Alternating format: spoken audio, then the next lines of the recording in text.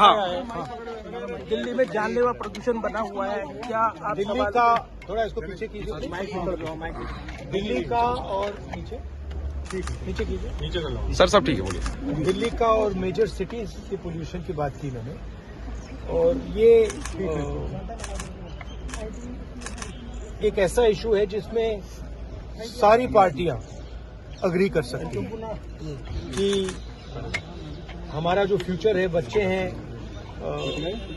उनका नुकसान हो रहा है, लोगों को कैंसर हो रहा है, बीमारियां हो रही हैं, सांस नहीं ली जा रही है, खांसी हो रही है।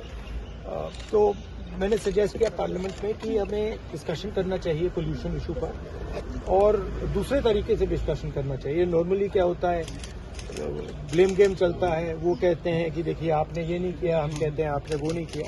तो इस इशू पे यूनानिमस होना चाहिए कि देखिए हम फ्यूचर की बात करेंगे और इसको समस्या को हल कैसे किया जाए उस पर डिस्कशन करेंगे, और जो एक्सपर्ट्स हैं उनका भी इनपुट लेंगे और देश को दिखाएंगे कि जॉइंटली हम एक पोल्यूशन पर काम कर सकते हैं। तो ये आइडिया था।